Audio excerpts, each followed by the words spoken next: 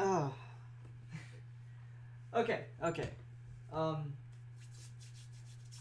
alright, I think I'm just gonna get started now, and I guess people will trickle in as it comes.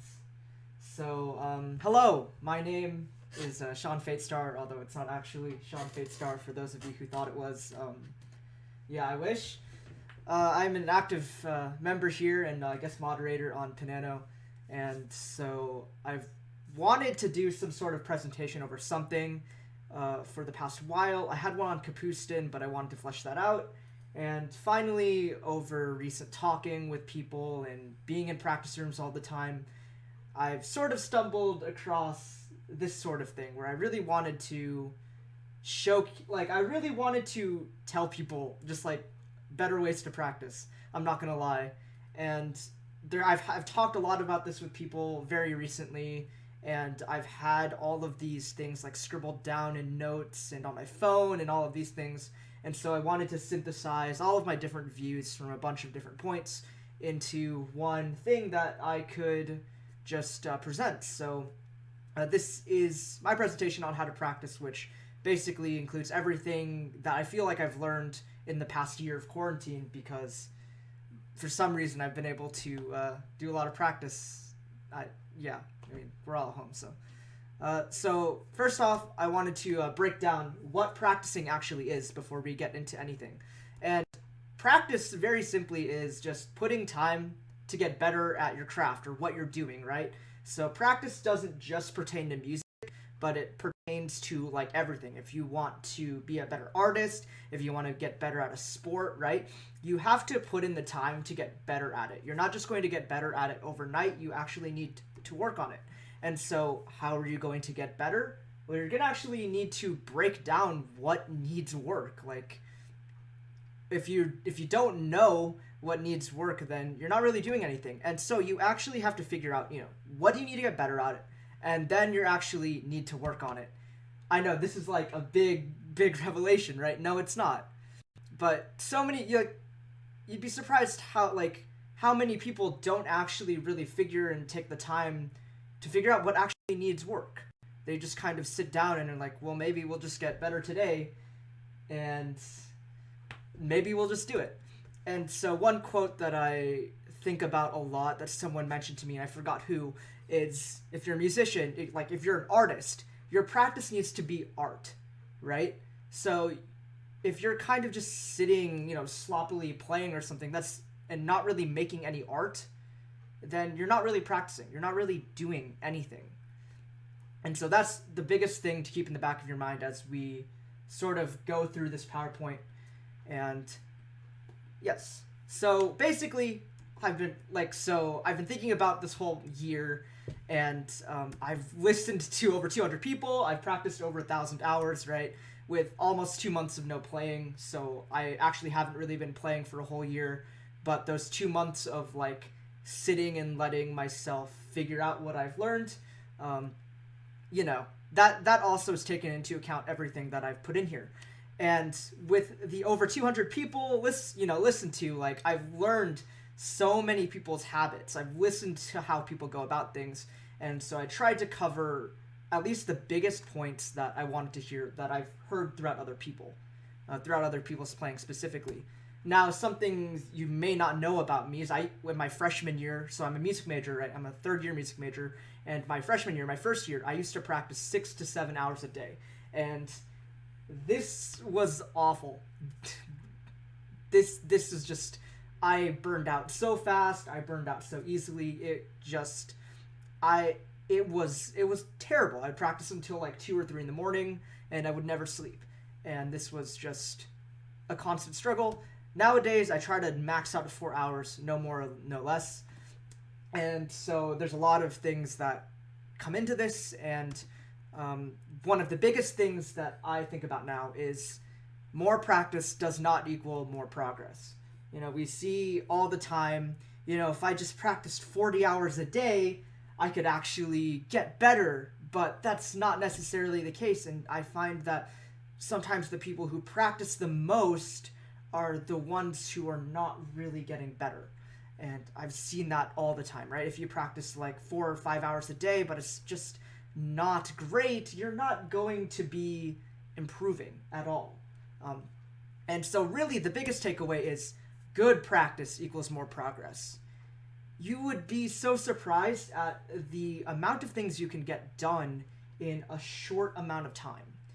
And so I really want to divulge into that, because the problem with practicing 6 to 7 hours a day was that even though I was practicing 6 to 7 hours a day, maybe 2 to 3 of those hours would be anywhere decent, and I would completely be burning myself away of another 4 to 5 hours every single day. And it was never worth it. And so there's this Rubinstein quote that goes around, right? And I'll just read it out here. Never practice more than 3 or 4 hours a day. No one can concentrate longer than that, and you must spend the rest of your time learning about life and love and art and all the other wonderful things in the world. If a young person sits in the practice room all day, what can he possibly have to express in his music? This is something that really resonates with me for a long time, because I used to spend so long in practice rooms or in my room just sitting and playing music and not having anything to express, and it was just an absolute spiral. So this is usually my my maximum upper limit, right? I don't want to do any more practice than this. And the biggest thing is, we talk about, you can't express anything if you don't, if you spend all your time in the practice room. But one of the biggest factors in this quote is the second sentence, part of the first part. No one can concentrate longer than that. And there's a lot of truth in that. And so this is probably the most important part of my presentation, and I feel like the thing that the most people need work at, and that is the mental side of practicing. And this is easily the most important part in my opinion. You can have all of the chops in the world, but if you're not approaching this with a clear mind and the right mindset, you're not going to really be practicing anything. So the first tip I have for everyone is always use your ears. And I mean always. This is something that I feel like I've learned the hard way, because I kind of disregarded this a little bit. So this is easily the most important thing. And so one way you can just get things into your head quickly without even playing is listen to recordings, right? Listen to as many different recordings of pieces that you can, so you can develop an idea for what you want to sound like. There's this quote from my previous chamber coach. Before you play a concerto, listen to it 100 times. And although 100 is a lot, you can always limit it down, but you need to be listening to the things that you're playing so that you can have an idea of what you're doing. And of course, you also have to listen to yourself. You can't really just learn things mindlessly, right? You can't just be drilling technique hoping that whatever basically hits the fan will stick, right? Hits the tape or whatever. If you're not listening to yourself and hearing what's going well or what's not going well, you're not going to be doing anything. And here's the biggest point. Another really big point is don't just learn the notes, learn the musicality. And this is something that I know the project isn't here right now. And so I know he's given his own spiel on practicing, and so I've taken some of the things that he said to me in passing. I tried not to take anything from his actual presentation. So these are things that he's told me. And so you see this all the time. It's like, man, I just need to learn the notes, then I need to do everything. And spoiler alert, this is going to come up again when we talk about physically practicing, but anyone can play notes, right? We've seen so many people, like 8-year-olds playing La Campanella or whatever. Like anyone can do that, right? It's another thing to actually learn how to make art and learn how to do it well and effectively, right? If you're a musician, you want to be able to express something, and if you're not expressing something from the very start, like you're not actually practicing how to make music, right? It's more like practicing how to type. Like anyone can type, but no one's thinking about how to type musically unless you're playing the typewriter concerto, right? So basically, you need to learn how to make art. And of course, this is going to come back again when we talk about the physical side. But one really big thing here is you need to be able to focus on the sound you're making. one thing that I really like to do when I practice is before I start, I really just like to think and zone my ears only on the sound of the room, of the piano that I'm doing, and only focus on that. Because that will give me a level point on which I can just use my ears to focus around me. That way I'm not distracted by other things like maybe piano chat, for example, or basically if someone's like playing loud noises. I'm in a practice room at my university, right? People are playing next to me. Don't focus on their sound. Only focus on the sound that I'm making, and that way I'll actually have a ground, like a ground zero basically, where that is my main focal point. And then anything else around me can be gone. And I hear this, a lot of times from people. It's like, I'm too distracted by everything else, like sounds in my house or things you need to do. But if you just zone in on the sound you're making, that's one way you can really increase your focus. And focus is really important, right? Focus is easily the biggest thing that I feel like I needed to overcome this year. Actually, well, more of my physical issues, but I feel like this big mental block was so huge, because you can learn things incredibly quickly, right? Like way faster than you think you can. And so your human brain can absorb so much information in a short period of time. It's absolutely mind-blowing, right? And so when you really focus hard and focus on something, it feels motivating because you're actually making progress towards a goal. And it's crazy, but using your focus really is like that motivating thing, because once you have a really nice focused practice session, you'll be like, wow, I actually did something. Let's keep going. And so why, like, but you may be wondering, like, how does this work? How can this work, right? And here's an example, right? So this is the exercise that I thought about and that I did, and it really set like a precedent for, wow, I really need to do something about how I practice, right? So number one, you set a clear goal that you want to do. If you want to play a certain passage, if you want to sound better at something, or if you want to make progress on a certain section, this needs to be something fairly small, but not something too small, like one measure or like a very small goal. Like this needs to be like a medium range goal, right?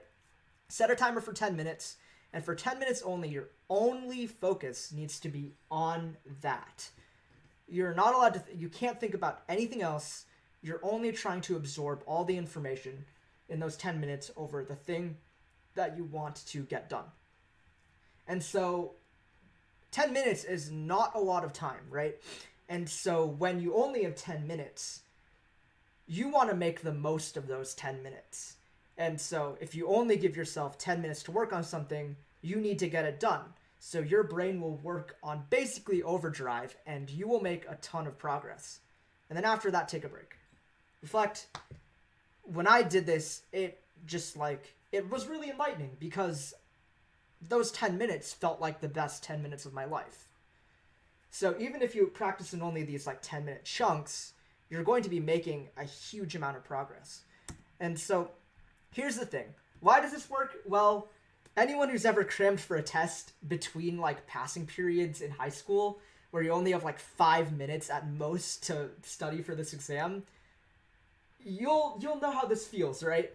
You need to make the most of your time, and so your brain will attempt to take in as many things as possible, and for some reason, you'll do better than you think you do. The problem then is that there's a lot of times where you take in all of this information, but then you immediately forget it. But there's the easy fix of, if you just keep revisiting it, you won't lose it. So basically, it's almost like you need to think of cramming as much information into your brain in a short amount of time as possible, and just keep doing that on repeat, and eventually everything will stick. And you're going to put so much stuff into your brain that somehow it'll work, right? But there's so many people who just, try to make something stick by not really focusing on it, and therefore they're not really getting the most out of those 10 minutes. And that is the goal, right? To make every session feel like those 10 minutes of absolutely focused practice. All of those 10 minutes need to feel like you're cramming as much information into your brain as possible. And so, let's look at the case for practicing 1 hour straight, right? Just practicing an hour, seeing what happens, right? Your brain cannot sustain high levels of focus for long periods of time. And if you think so, you're wrong. I will say of the 200 people plus that I've listened to, I could count the number of people who could actually keep a sustained focus for 1 hour on one hand. Probably 3 fingers, right? It is very hard. You need a really, really focused brain to be able to sustain this. And that would take a lot of practice in and of itself, right? So how I like to look at it is you practice for about 45 minutes and it's decent, right? You have decent levels of focus. But the last 15 minutes are like absolutely trash. And if you have a 1 hour lesson, you may know this. This is how I feel during every lesson. I feel like the first 45 minutes of all of my lessons are really great. And then the last 15 minutes are just like destroyed. It's like it doesn't feel good. So you waste so much time. Like there's 15 minutes of just losing focus. And eventually when you get towards the end of this hour, and believe, like I've heard so many people do this, it just becomes mindless drilling of sections. Just you're trying to throw everything at the wall until it sticks, right? And therefore you're not really using your time effectively. You're actually basically making things worthless, right? So why would you even be practicing anyway? There's like no reason to just practice for an hour when 15 minutes of those hours are basically wasted. And I know one thing I will say though, again, this isn't for everyone, but from the sample size and from what I've noticed, this is something that I feel like applies to almost everyone that I've heard. And this certainly applied to me as well. So again, I've been going on a rave about this, right? This is the Pomodoro Technique, which is the best thing ever, but not really. But I think it's amazing, right? So it's like a studying technique that I applied to practice because of my own physical issues, but eventually I realized this was a huge mental block more than a physical block, right? So you do blocks of 25 minutes of practice and 5 minutes of breaks. And people in the Discord chat have already caught on, right? Because I've talked about this ad nauseum. So you do like 4 blocks of those and then you take a longer break. So what it ends up feeling like is just 25 minutes of absolutely amazing practice, and then you take the last 5 minutes to derp around and not think about piano. And those last 5 minutes of taking a break are to reset your brain so that you can go back in and focus really hard for another 25 minutes. And this increases your focus on a shorter amount of time so that when you practice for a shorter amount of time, you get a lot more done. And the best thing about this is these numbers are flexible, so you doesn't have to be 25 and 5 or 4 blocks, right? I remember my friend and I were talking about this, and he said, yeah, I do the Pomodoro Technique too. I do the 25 minutes and I skip all the breaks. That's not what it is. That's not what it's about at all. But there's also, it's crazy. And I think even, we're talking about practice in music, right? But this was applied for a studying session thing first. And there's also even things called like reverse Pomodoro, which again plays with the number flexibility, where you do 5 minutes of studying and 25 minutes of taking a break. And it's still the same concept, right? Where you're trying to absorb all the information that you can in 5 minutes. But unfortunately, I don't think music, because it's so time dependent, I don't think 5 minutes is long enough. So Pomodoro, here's just a graph of it. Not a graph, a picture of it, right? And so Pomodoro means tomato in Italian, I believe. And so this is just a really quick demonstration on it, right? And this is the thing that I've been doing over the past 2 months or whatever. And holy crap, this was the best thing I feel like I've ever done for my practice ever. And so there is a trade-off to doing something like this, right? If you do an hour of practice just like straight, right? You do you lose 15 minutes, you get 45 minutes of like really decent practice. Okay. Whatever, right? So the Pomodoro method over 1 hour is awesome because you get 50 minutes of really good practice and only 10 minutes lost. So just imagine this difference over multiple hours, especially as you go to like 1,000 hours like I have. It adds up. And so I feel like even though I've been practicing less, the difference in how fast I've been growing and how much I've been learning over these past couple months has completely changed. And I feel like I'm doing this so much more now because I'm really focused and I feel like all of my practice sessions are just amazing. And so here's the thing, right? What can we learn? Time is not a limiting factor. Focus is. You can practice for hours and hours and hours a day. And if you have that time, you're likely always going to be limited by focus. And this is a bit of a hard pill to swallow for me, but it's something that I feel like, especially now that I've gotten into this, I feel like this is and always has been my most limiting factor. But also, there are diminishing returns when you just play things for a longer period of time. And so you can learn a lot quickly, and biggest thing is taking breaks is absolutely, absolutely necessary. You need time for your brain to just do the things it needs to do. So when you practice really focused, even if you only practice an hour a day in blocks, but making sure that it's really, really focused on exactly what you need to do, that is the best thing for your growth. It's not about how much you can practice. It's about how much focused practice and how much you can really zone in on what you need to do. Because that's what practice is, right? It's being able to break down what you actually need to do and have a goal and focus on breaking through it. The other thing about practice is practice takes time. Progress takes a lot of time, right? We hear this a lot. It's all about the journey and not about the destination, right?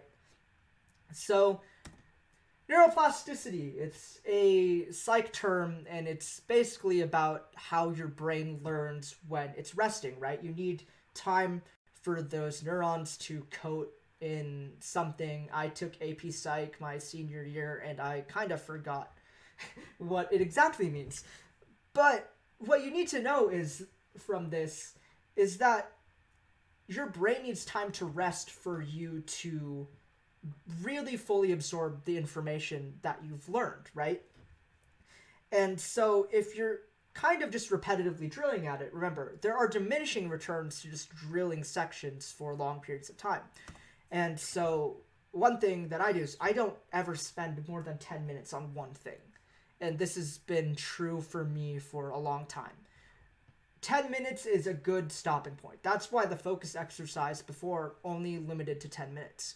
It's a short amount of time that lets you get a lot done over one thing.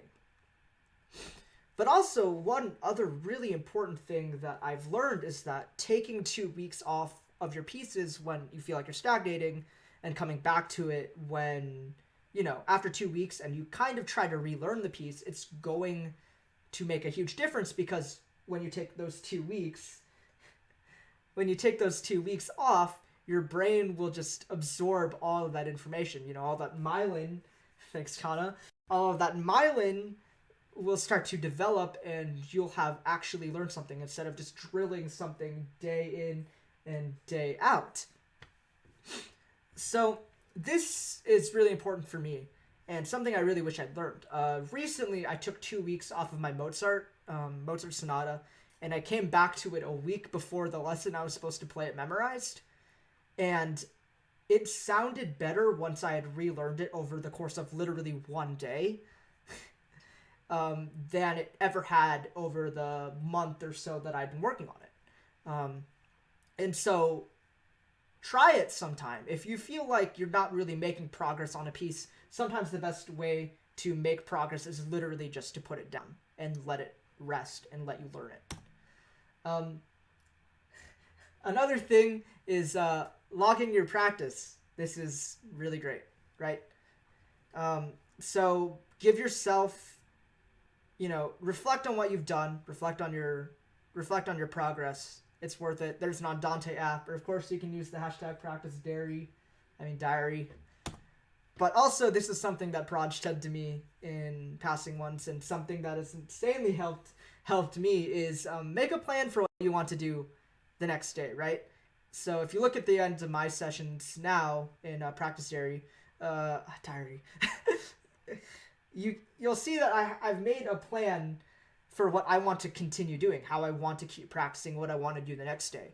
And likely, if you make a plan, you're going to follow through with it. That's what Proj told me. And man, this is huge. So this, I finally feel like I'm actually getting to what I want to do because I actually have it written down. And this makes me feel like there's stuff that I need to do. But this is, I feel like, the one that the most people struggle with, and that's you need to look at your playing from a wider lens. So don't evaluate your playing only on a day-to-day basis, or even on a day-to-day basis, right? You can have a bad day, you could have, you could just be tired or whatever, and you're just like, man, this sucks so much more than yesterday.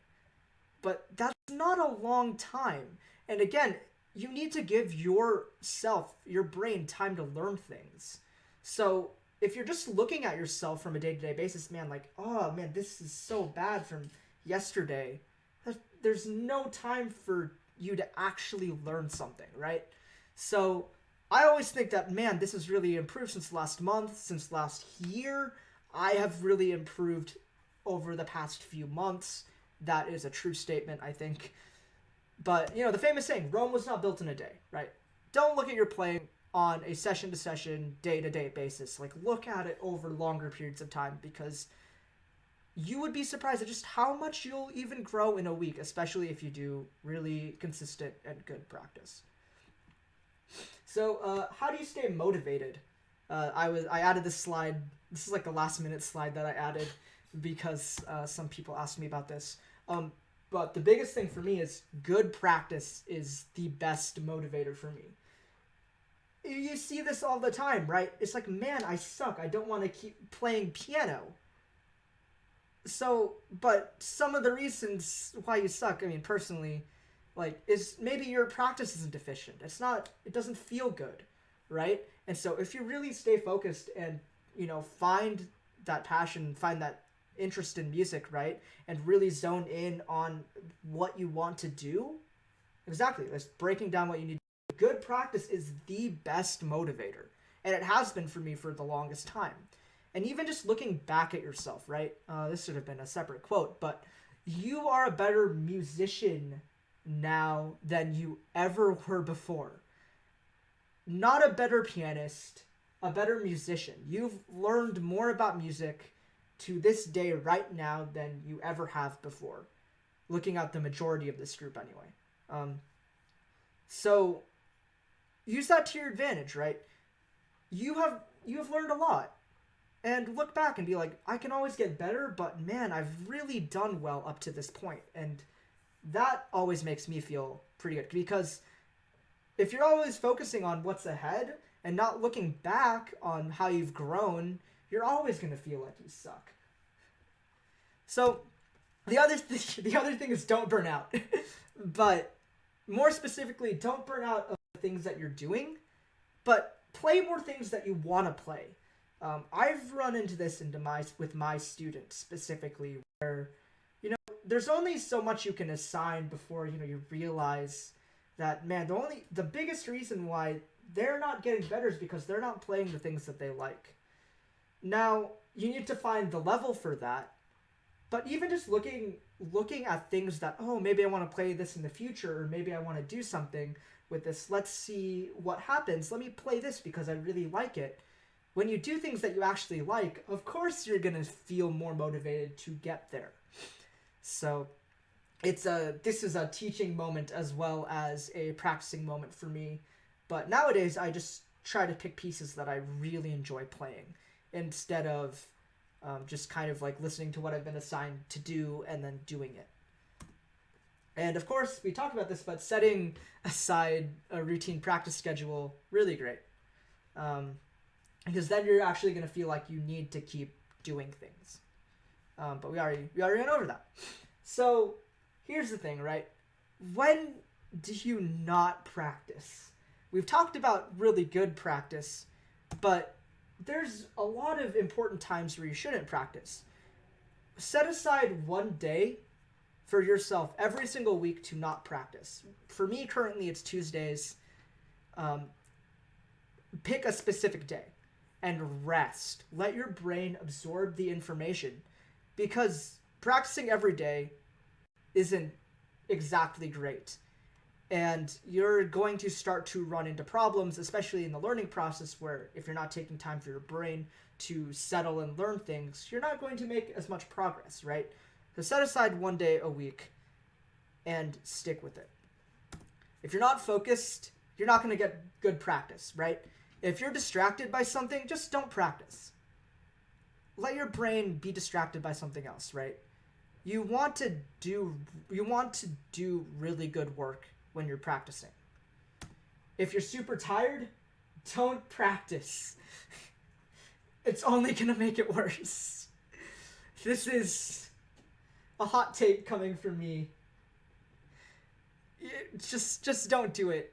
See, because eventually you get to the point where you start to feel awful. Your physical body will start to not do well. I had to take 2 months off because I was starting to feel really strange sensations after practicing every single day for over 100 days. I was starting to get really bad, like, things in my elbow, and I'm luckily not injured. I should have been, right? I had to take 2 separate months off because of this. So you cannot ignore your physical side. You cannot ignore when you are physically not feeling well, because that affects your practice and that can actually hurt you. Right? So let's talk about the physical side of practice. We talked about the mental side. Now the mental side is what I feel like the most people need to work on, but the physical side is easily the most practical advice, right? This is the thing that you can do, right? These are the things you can do right away to make things better. But focus and training and doing that stuff, although the Pomodoro method is something you can do right away, that's more of an increasing over time. This will get even better and even better as it goes. But this is the physical side of practice. And the first thing I have going off of that segue is just take care of yourself, right? If you're serious about piano and you're not working out, you need to do it, all right? Piano is a seriously physical instrument. You would have no idea. And this is a quote from a Sideways video, ironically, about why Disney sucks. And it goes, "And when you go to music school, a part of your training is taking care of your body the exact same way you might expect from a college athlete." Right? You need to train your back, your arms, your bigger muscles, because even though you're using fine motor skills at the piano, you're also using a lot of your back, a lot of your arms to produce good sounds. And if these are not strengthened, like mine weren't, you start to tear away at these muscles. You start to injure them. And like you start to run into really bad problems. And so you need to do posture and stretching and strengthening, right? My posture was horrible for years. My posture is pretty decent now. And the difference between having good posture and not is insane. Absolutely insane. I don't feel any of those terrible sensations anymore. So I took a lot of time, and I still take a lot of time to stretch and correct my posture. And of course, yeah, this is all informed by my own physical stuff. There are some people who are just not, who can just, have good technique, right? I can't. Or I can't yet, right? I'm still working on it. So that's the thing, right? This needs to be informed by your own physical actions, but also just take it from me. Actually take care of yourself, because if you don't, you won't be able to play piano for too much longer. And you don't want to get like CT or something. That we've all heard those stories. So, this is the most important thing that you need to know for the physical method.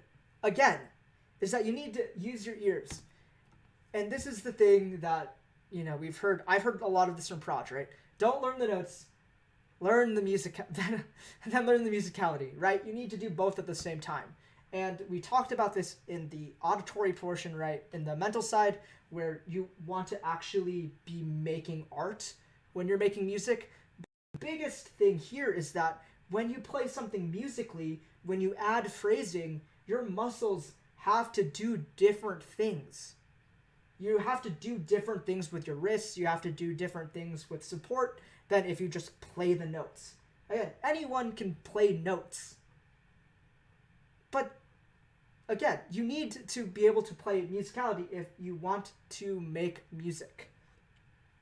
And so the other thing about this is that if you're doing this, you're wasting your time, because you're spending all of those time to learn the notes, then have to learn how to use your muscles and basically relearn how to play the notes. That makes no sense, right? Just learn how to play the notes the right way, the musical way, right off the bat. And the thing is, your ear will tell you when something is right or wrong, right? Your ear will hear wrong notes. Your ear will hear wrong phrasing. If you've done your listening 100 times, like listening 100 times to minute waltz, you will hear when something isn't correct, because you have all of that auditory information already in your ear. And so one of the biggest things that I think about nowadays is, don't try to overshoot this with like physical actions, right? You need to let your ear tell you what to do. It's like, man, I want to shape this better. How am I going to shape it better? Or how am I going to use the pedal better? Don't think about, oh, I need to use a half pedal here, and I need to lift my arm just slightly here so I can get a better sound. That's not how you get good sounds, right? You just need to use your ear. If you're over pedaling, you're gonna hear that you're over pedaling. If your melody isn't legato enough, you're gonna hear that it's not legato enough. And your brain is just going to tell you that it's not, and then you will try to correct it. Just be like that. Your brain is going to try to adjust. I thought that was already up there, but it wasn't. So the thing is that your brain processes way faster if you just let it go on autopilot than if you try to give it clear directives. So if you tell yourself that you need to do something, your brain will shuffle through the much more infinitesimally small actions, because you can't tell yourself to do one like picosecond more of time held, but your brain will automatically do that. And that's an over exaggeration, but you really can't think about it. And so when you feel like you're not making the right sound, your brain will adjust and make the right sound. Crazy. This is the basis of technique, right? It's producing the right sound. If you use your ears to try and adjust to make the right sound, as opposed to overcorrecting it physically, your brain will make it. But side note, this presentation does not go over technique. But I have a very apt example of this, right? I had a student, and just one of my more advanced students, right? He always has had a struggle with playing one hand louder than the other. And I went about this in so many different ways. I tried a few exercises, and it just wasn't working. Until one day, he comes to me with this, Pirates of the Caribbean medley. And he's playing it, and he is playing his right hand. He is voicing the melody with his right hand with chords in it. And his left hand is a lot less. And he's not thinking about it. And so I was just like, immediately after he played this for me, I was like, do you know that you're playing your hands at separate volumes, right? Did you ever notice that? And he never did. He's not hearing himself. But when he heard himself, he noticed that he was doing it. And the reason why he was doing it was because he had heard this medley like 20 plus times, and he knew what it needed to sound like, and his brain just did it for him. So there's a lot of times where you just need your brain to let it autopilot. Don't let yourself get bogged down in all of the physical aspects of piano. If you just try to think about making the right sound, if you've heard it enough, your brain will just do it. Long tangent, I know, but this is usually the most important thing on a physical level, even. So let's talk about what isn't practice, because this whole thing has been about what practice is. So let's talk about what it isn't. Running your pieces over and over again in the hopes that it'll get better eventually. Right. So many people do this. It's like, I play this whole piece, and it's like, man, measures 57 to 58 didn't sound good. Let me start from the beginning and get to measures 57 to 58. Oh, they didn't get good again? I'm playing to the end anyway. And you just keep going and you keep repeating that. That's not what practice is. You're not breaking down what you need to work on. You're not going into measures 57 and 58 and being like, I need to do this better, right? But also on that same vein, repeating a section over and over again is also not practice. And why is that not practice? You're going down and breaking down what you need to do, but if you're just playing it over and over and over again, you're not troubleshooting anything. You're not getting better at it. All you're doing is just mindlessly sitting at the keyboard and playing and basically typing, right? And I used to do this all the time, right? I thought this section sucked, and what I needed to do was just play it over and over again. This is terrible. Never do this. Like, as much as you can avoid it, try not to do this.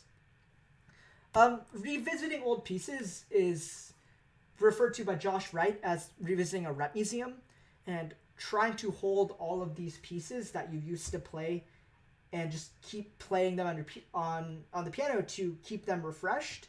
And again, you're not learning anything by doing this. If you're just gonna play a piece to play a piece and keep it in your mind, I feel that's a huge waste of time. It's a huge waste to your progression.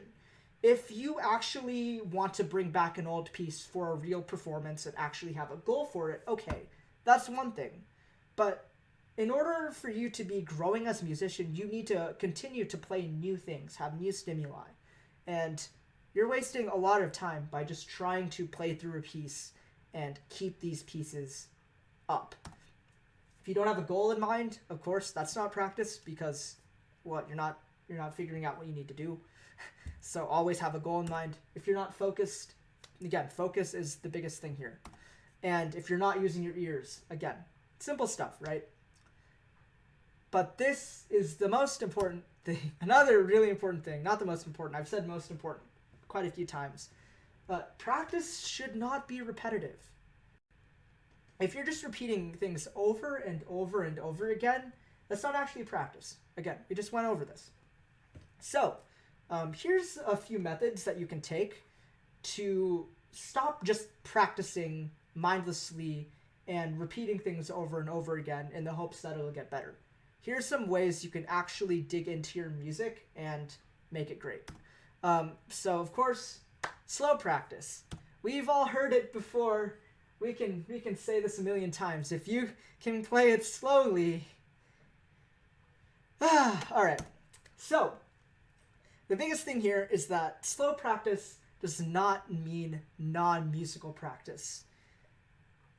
And we see this all the time. It's like, if people are like, man, I need to play this slow so I can get better at it, but they're just playing it slow. They're not taking an active approach to make it musical or actually have a goal in mind.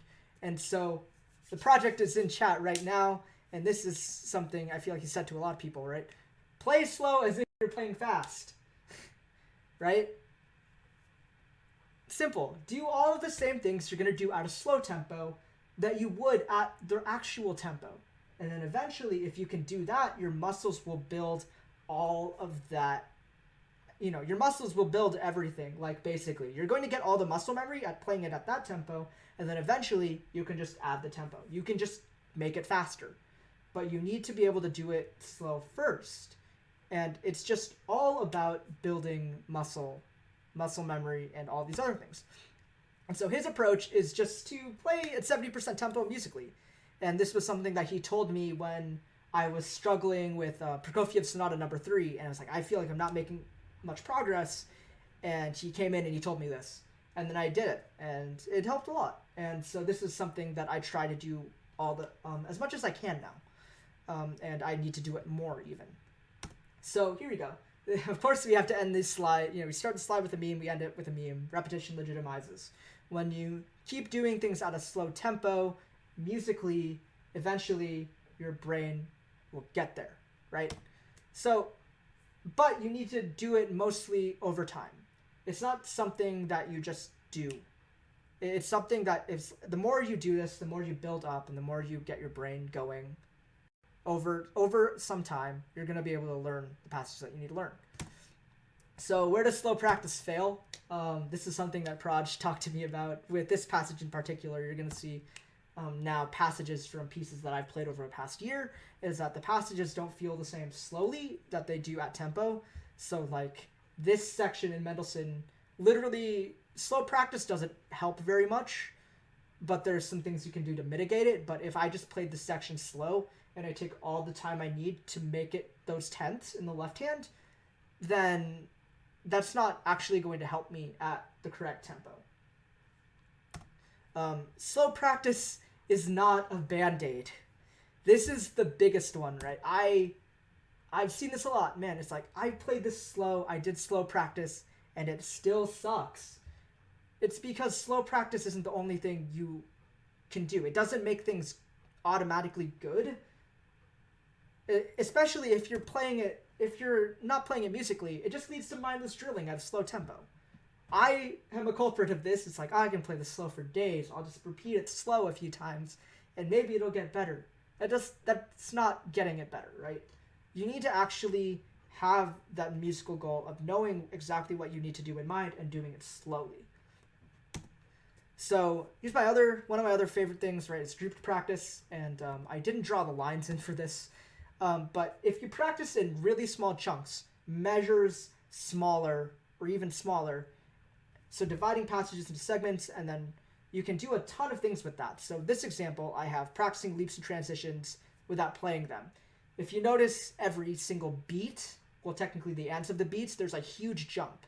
And what you can do is, if you group these into chunks based on where they are, like before you need to jump, group 2 of these chords together, and then go to the next chord without actually playing it, you're starting to develop the correct muscle memory to get these groups, basically. So instead of thinking about 2 chords and then a leap, you're thinking about 1 chord, a leap, and then another group, and then a leap, another group, and then correctly leaping. But you don't need to play these things. As long as you leap into the right place and have these groups in mind, then it makes sections like this a lot easier, where there are a lot of jumps, especially with multiple chord transitions. But my favorite method of doing this is this. And I will have a picture on the next slide. But you split a passage over into multiple groups. Practice group 1. Practice group 2. Put 1 and 2 together. Practice 3. And then practice 2 and 3. Then practice 1 and 2 and 3. And you keep doing that. And until you get to the end of a passage. And you're practicing all of these micro phrases in this one long phrase. And you're also practicing the transitions in between them. And it just is really great. So just think like 1, 2, then 1, 2, 3, 2, 3, 1, 2, 3, 4, 3, 4, 2, 3, 4, 1, 2, 3, 4. And the more you do this, the more solidified all of these other sections start to get into your brain. And so here's a picture of doing that sub thing where this is a passage in Chopin's Opus 10 number 4 Torrent, right? Where I've broken it up into 4 different passages, technically more because there's more in the next line. And you just practice that first one, and then 1, 2, and so on and so forth. And you learn using this method, you learn these by shapes rather than individual notes. So in psychology, this is something called chunking, right? Where you group, like, this is like how you learn phone numbers. You group phone numbers into like 334 if you're American. And then you learn by those shapes, those groups. And it makes it way easier to digest information.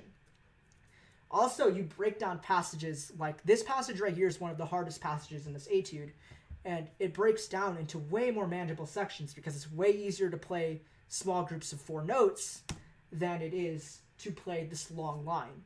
And small shapes are way easier at tempo, right? At a good tempo. And again, when you do this, the best way to make the most out of this is to play as close to tempo as you can. Playing small shapes at tempo and doing this sort of exercise really solidifies all these small shapes and also practices transitions so that eventually you can just play this shape seamlessly at tempo without needing to do slow practice. So slow practice, there's other ways to practice than just slow practice. It's not just the Band-Aid that you need to put on. But this is easily the most sacrilegious one, right?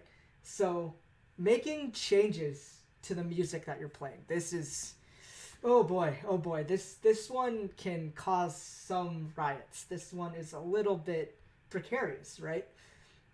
The notes on the page aren't sacred in practice is something to think about, right? So when you're practicing, technically, you don't exactly need to practice what's on the page, but we're going to get to why this will be a little bit sketchy when we get to the final slides, right? The thing is that when you vary the music that you're playing, it can lead to a greater understanding of when you relate it back to the original music. So the thing is that if you do something differently, when you come back to it, you're going to have a more solid understanding of physical things that either work or don't work, mental connections, and other things like that.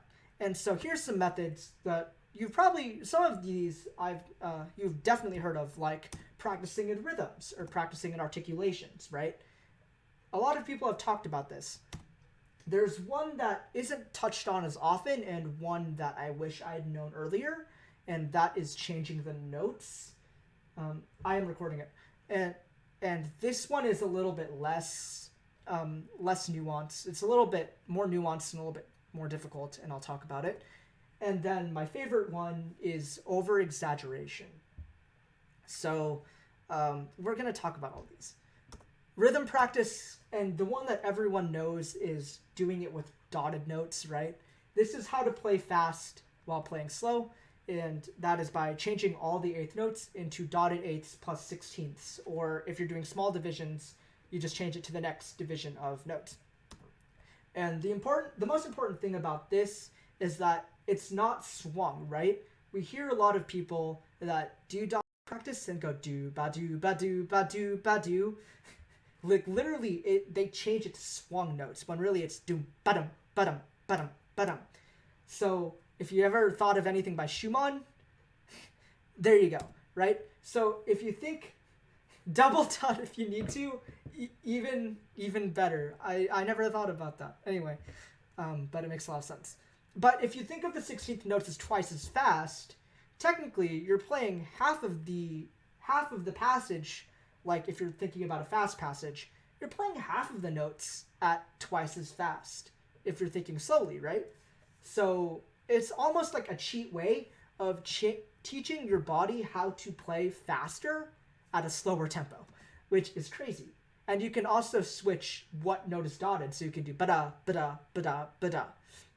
And getting those both ways basically teaches you how to play, gives you a really better physical connection of how to play faster. And of course, you can change these subdivisions to things that are even smaller, or if you have a 16th note run, you just think dotted 16th, 32nd. But this really focuses on rhythmic energy and getting things like getting your body to learn how to play something faster. There's some other approaches to this too, where this is going to be in groups of 4 notes. If you change one to 1 long note, 3 short notes, and I'll have an example of this soon. But also there's this and to the pulse method, where if you have like a group of 4 eighth notes in the quarter note, you start from the second eighth note and you go to the pulse, the next pulse. So it sounds like a bit like ba ba da ba da ba da ba da, and this is much better than going ba ba ba ba ba ba ba ba ba ba ba ba, because then you're getting to the next pulse and it starts to practice transitions and rhythmic energy, because now you actually have somewhere that you're going to instead of just playing 4/16 notes out of thin air. And so these are another method of grooving practice. And so here's Courteau's rhythmic exercises from Torrent, where you have the dotted rhythms. So there's an example of the dotted rhythms and another approach of the 4-note groupings. Of course, 1 long, 3 shorter. I love the and to the pulse method a lot more than the triplet method that is shown here. And I wish I drew a diagram. I drew a note diagram of what the and to the pulse method is, but I hope I relayed it in terms of how I said it. Articulation practice is really interesting, right? So changing all the notes to staccato, portato, or even legato if you have an all staccato phrase. I was doing this with, in chamber practice actually, we played all the notes legato instead of like having an all staccato passage, and it gave us a new connection on how we want to shape our lines.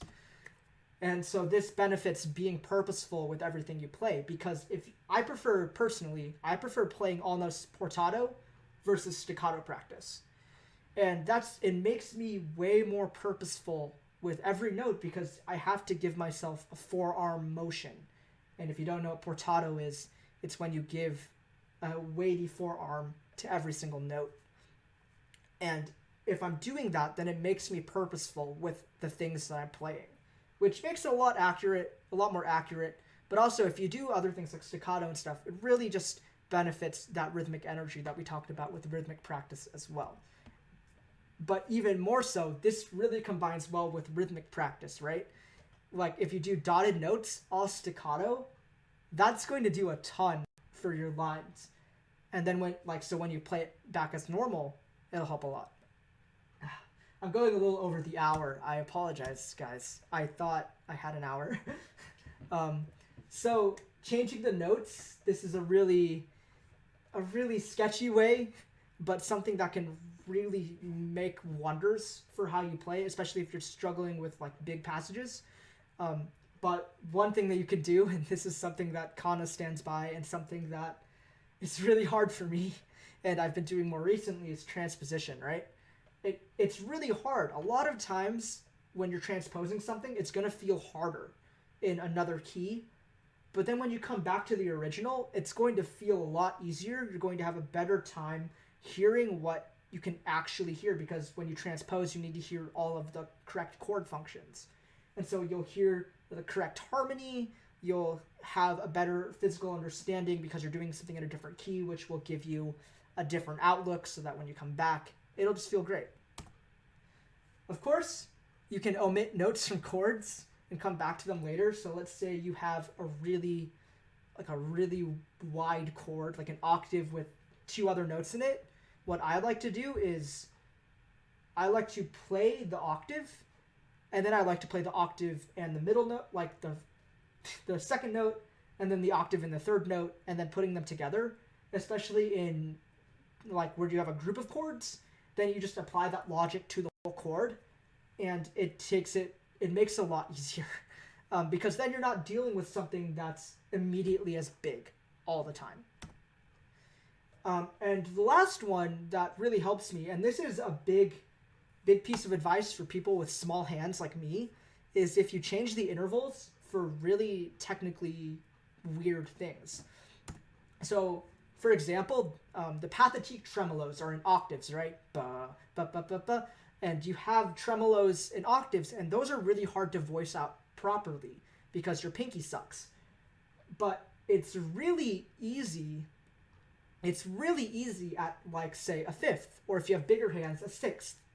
And so if you tremolo on a sixth, and then bring it up to, like, a minor seventh, and then you bring it up to a major seventh, and then finally the octave, it makes these passages a lot easier because you get the motion at a smaller interval. Same thing with, like, so this is a practice strategy that was taught to me by one of my GTAs. and they have as big of a hand as I do. And they were doing it on passages in Brahms, where like instead of leaping tenths, she would leap up an octave. And that helped her a lot. And so you can do this, and trust me, especially if you have small hands, this is huge. But this is my favorite practice technique, and it's called over-exaggeration. And this is what my professor has taught me all the time, is if you do something at the extreme point, it's way easier to bring something down than to bring something up, right? So if you're not voicing enough, if you don't have enough of a big dynamic, always try to go farther than where you think you need to go. Because it's way harder to get something there than to dial something back. So this is really applicable to fixing voicing. So what I like to do is I like to play melody as loud as possible, like triple forte or almost sforzando every single melody note, and everything else like almost a whisper. And also like to do the same thing with chords, where I'll play chords with only the voice note first, and I'll play the rest of it softly. And if the chord is overvoiced, then you can just back down that voicing versus, needing to continue to try and keep pushing for voicing. And so this is easily my favorite thing for voicing. I do this all the time. Practicing at a faster tempo, the Proj approach, no, I'm kidding. If you practice at a faster tempo, of course, it's always easier to back something down, including tempo. So when you're at a point where you can practice at a tempo that's faster, try it and then come back to it, because it makes it way easier. And this is one that I've thought about recently, and something that's really helped me, and it's called additive practice, or I think I've dubbed it additive practice. So here's a passage from Mendelssohn's Variation Series. This is Variation 12. And as you can see, I've added notes to every single thing, where I'm playing it in groups of 4 instead of groups of 2. And it makes it way more physically demanding. But of course, this is over-exaggerated. So when you come back to the original, it makes it way easier. And I did this once. I went to 4, then to 3, then to 2. And wow, this made this way easier. And I didn't put this in here, but another way I like to do this is I like to increase the number of rotations over the hand crossing. So if you notice, there's actually your right hand and your left hand are basically overlapping notes. And so I like to do it where I play those overlaps a lot more times so I can get used to that motion. And there's something to consider. But now we reach the most controversial one, I think. And this is called the high drop exercise. And I've been practicing with video on almost exclusively for the past few months, past couple months now. And I feel like I always get questioned about this. And so this is the ultimate physical exaggeration from Kana's teacher, who told me this. And this is something that is not for everyone. You have to do this properly in order for it to work for you. So imagine that you have 10 mallets instead of 10 fingers. And so, like, this guy has only 4 mallets, right? But imagine that you have 10 mallets. And with every single mallet, it's like you're dropping down fully relaxed from a super high point into the keyboard. And it's as if you're striking a drum, or you're playing a marimba and getting the best sound out of it. This trains your accuracy, because when you play from a higher point, and if you can be accurate when you're like straight up dropping, it's way easier to be accurate when you're not doing it. It completely loosened my arms, and it's helped me stop my habit of having some joint collapse, because if you're not supporting the sound when you drop the note, you're basically not going to hit anything. And so this really helps finger strengthening things as well. But again, this isn't for everyone, and it was only really super effective for me because I used to be a marimbist. I used to be a vibraphone player, right? And so I knew when Kana had told this to me, I knew exactly the motion that I was looking for, because that's exactly the same motion that you do when you play marimba. So the thing is that this has helped me tremendously, but again, it's not for everyone. You possibly should stick to these other over exaggerations if you want something, but I feel like this is worthy of note, something you may try, but again, this may not work out for you. So here's the thing. Changing the notes is a huge problem, right? The thing is that if you only practice like this, you're gonna get screwed over at some point, because the notes on the page are sacred in performance, right? You want to be playing the right rhythms, the right notes in performance.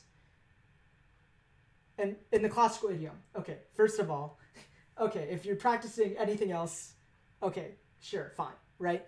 But the notes on the page are super sacred, right? Not the interpretation, but what you're playing is important. So if you start to deviate from this, and you deviate so much that you don't know what the original music is, that's how it's going to come out, right? So you have to relate all of this back to the original music. You can't just do these exercises and think things are going to get better. You need to do all of these exercises, but right after you do these things, you need to play the original way. You need to get that back into your head. There needs to be a reason why you're doing all of these different exercises. Because if you don't, you're going to start playing like that. So I mentioned this, these exercises are supposed to provide clarity in your playing.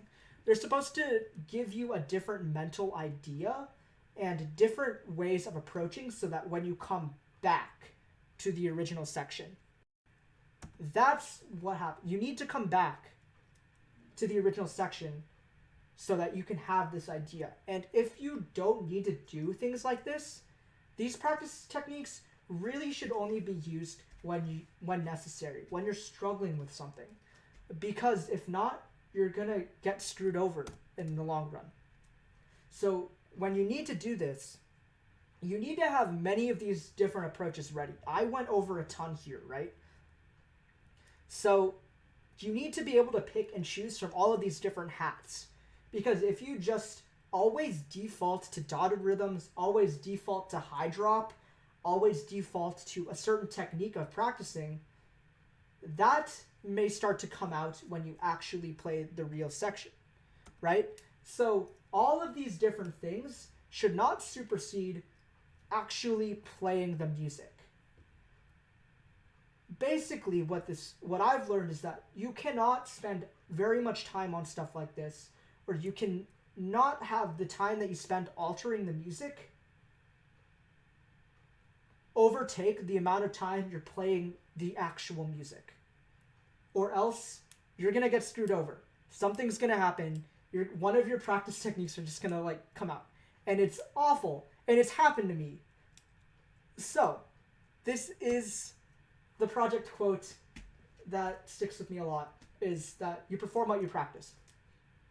And so you want to make sure that what you practice is actually what you feel like you want to perform. And the majority of that practice needs to be that. It can't be fixing problems with these other techniques or anything, right? You just need, you can't always rhythmic practice. You can't always staccato practice. You always need to go back to the original music. Or else you'll high drop in the middle of something and get yelled at. So, with that being said, if there are any questions, I probably don't really have time for many questions, and I need some water. So, if you have any questions right now, how do you explain the phenomenon of people always seemingly performing better than their practice? I think some people's performance mindset changes because all of a sudden their focus is now keyed in on the performance, right? So if your practice is unfocused, but you focus in the performance, well, you're going to be doing better in a performance. I literally have not thought about that. That's just my take that I've just thought of. I think there's a lot there though. So, but yeah, if you're really focusing on it, like, man, it's on a performance, then you're going to do better. The reason being why, like, people don't perform well in practice, in performance, is their focus is on like 500 other things, right? Their focus is on the number of people in the room. Their focus is on how much they're not prepared, and so they have all of that in their head. When instead, if you just focus on what you're playing and focus on how you're performing, some people can just do that. What are some things you can practice to improve physically? I am of the opinion that physically, it just gets better over time, right? So you can't put yourself through the ringer. It's like exercising, right? We'll use the La Campanella thing, for example. If you try to learn La Campanella after a year, that's like lifting 300 pounds, like lifting a 300-pound weight. You're not doing that. And so the more you lift smaller weights and build up to 300, the easier things are going to be. And so piano is a physical thing. It's the same thing like exercise. You need to practice things that both physically challenge you but aren't super heavy, like La Campanella and other things like that, so that you can actually get there. Can we watch Force the Piano? Salmonella is literally dangerous. This is true.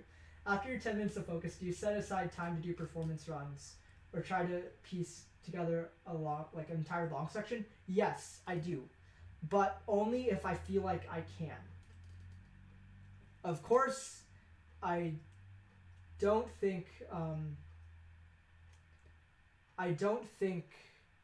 what was I gonna say? I don't try to do runs of something if I feel like I can't do it.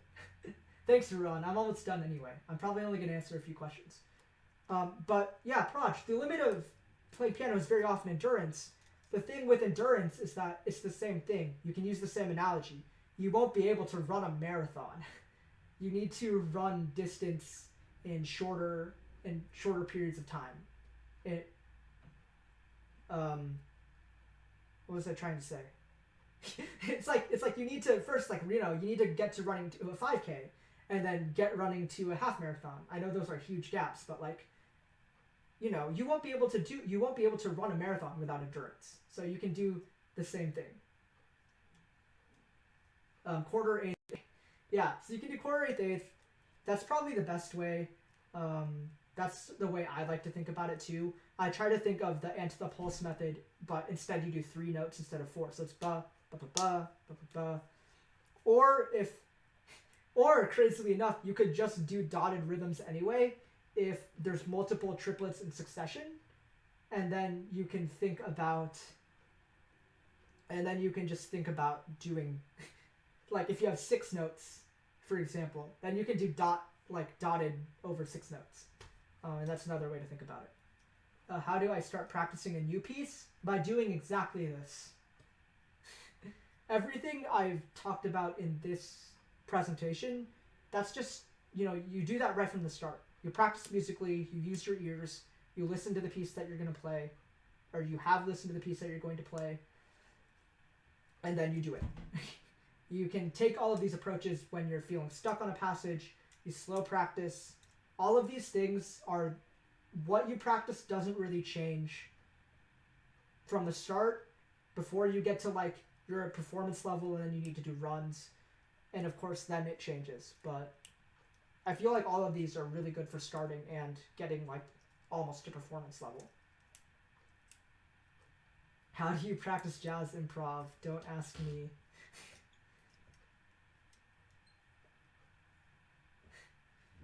All right, I'm gonna take like 2 more questions.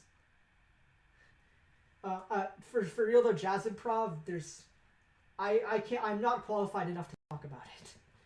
but there's a lot of things that you can do. But I think the biggest thing, the thing that's hurt me the most from practicing jazz improv is focus. So it's just being able to focus on a particular improvisation concept for a short amount of time, like playing in different keys, voice leading, things like that. Correctly voice leading, pentatonic scales, for example. There you go. It is a reaction and recognition game, but there are a ton of fine-tuned things that you need to perfect in the micro level, which is really interesting. And so there's so much you can practice that will eventually just come out, and eventually the things that are like fine-tuning and stuff just come out as reactions. That makes any sense. Okay, so I'm gonna probably just end it here, right? So there are 3 really important takeaways from this presentation, right? Your ear is the most important thing you need to be focusing on. Your ear is your guide to doing everything, right? That's how you grow, is if you just use your ear. Focus is the most limiting factor for your growth. If you can't focus long enough, that's more important. Focus is much more important than how much time you're playing. And also, practice is not meant to be repetitive. So with that out of the way, happy practicing. Thank you so much for tuning into this presentation. It means a lot. And hopefully I will do more of these types of things sometime over the summer. Probably in May, I'm going to finish up my Kapustin presentation and give that. And so, yeah, if you guys have anything else about practicing that you want to talk to me about, seriously, I've been thinking about this over the past year. I have a lot of things to say about it, and even what I've gone over here, a lot of these small topics can be extended into like 30-minute conversations. So I will always be around here. As a lot of you know, I'm never not here. So if you have any questions for me about practicing or anything else, feel free to just ping me or something. And I will upload this recording somewhere, maybe to Panano. I might, but I'm going to edit it a little bit first. So thanks everyone for watching, and I'll see you guys around.